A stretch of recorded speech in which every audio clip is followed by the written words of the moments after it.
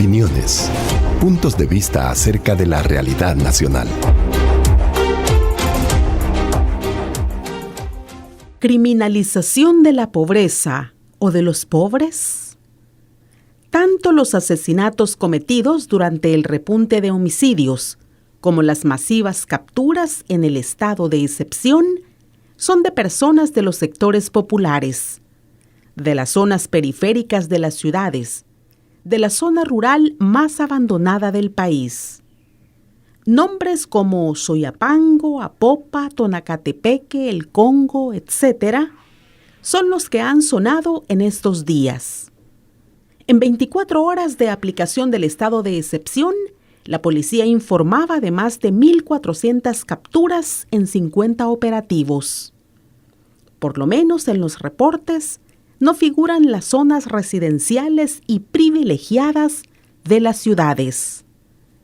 Una semana después de iniciada la respuesta del gobierno, oficialmente se reportan más de 4,000 detenciones, la inmensa mayoría de personas pobres.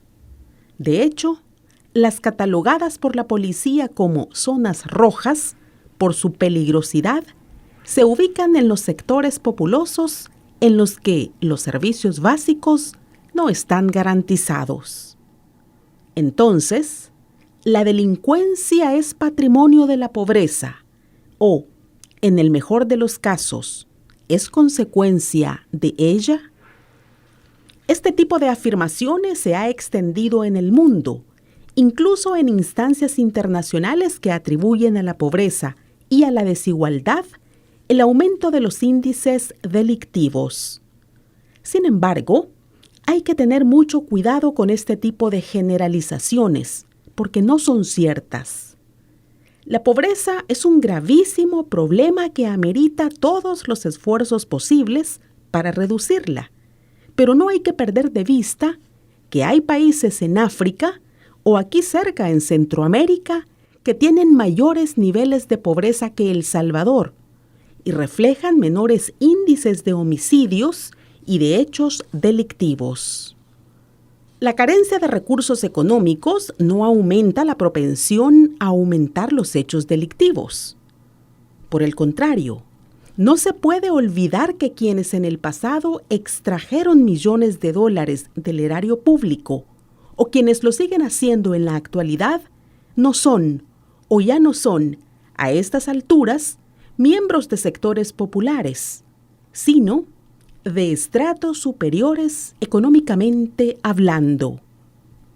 Quizá entonces lo que se criminaliza no es tanto la pobreza en sí misma, sino a los pobres. Quizá también de ello se deriva la aporofobia o el miedo a los pobres, como señala Adela Cortina. No se teme tanto a la pobreza como a los pobres, aunque a muchos les aterre la sola idea de no poder conservar su nivel de vida desahogado. Trabajos de investigación periodística han revelado que los 62 homicidios perpetrados el sábado 26 de marzo ocurrieron en 44 municipios de 12 departamentos del país. 47 de esos homicidios fueron de personas que no pertenecían a las pandillas y básicamente eran vendedores, albañiles, obreros, taxistas, amas de casa, campesinos y un largo etcétera de los oficios más humildes y menos remunerados del mercado laboral. Es decir, los asesinatos fueron de gente pobre. Lo mismo puede coludirse de las imágenes transmitidas prolijamente por instancia del Estado de los capturados en este tiempo. Las cárceles están llenas de presuntos delincuentes, pero de comprobados pobres. El Salvador y Estados Unidos comparten algo.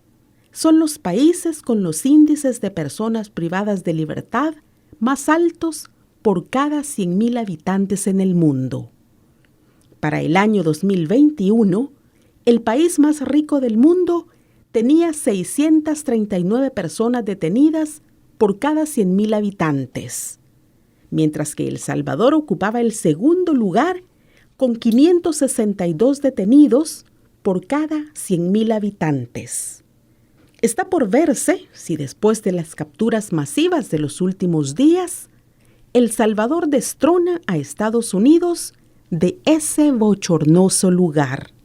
Así como lo más común para medir los niveles de violencia es contar el número de muertos, también lo más frecuente ante los altos niveles de delitos y violencia es aumentar el presupuesto de seguridad, tener más efectivos, aumentar los castigos y meter a más y más personas a la cárcel.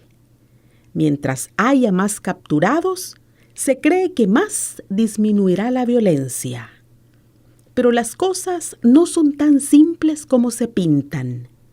Los estudios sobre encarcelamiento en América Latina y el Caribe sugieren que más personas en las cárceles no representa una solución para los hechos delictivos. Al contrario, en algunos países, como en El Salvador mismo, los han aumentado. El presidente y su gobierno están demostrando que no solo no han cambiado las políticas fallidas de los gobiernos pasados, sino que las repiten, aunque conozcan sus resultados. A Bukele las medidas manoduristas le sirven para reafirmar su perfil de paladín del pueblo, que no tiene ningún miramiento para con los delincuentes, y para justificar la aprobación de más millones de dólares para combatir a las pandillas. Apuesta que ya hicieron los gobiernos anteriores y fracasaron. Artículo publicado en el Boletín Proceso número 85. Hasta aquí, la opinión de hoy.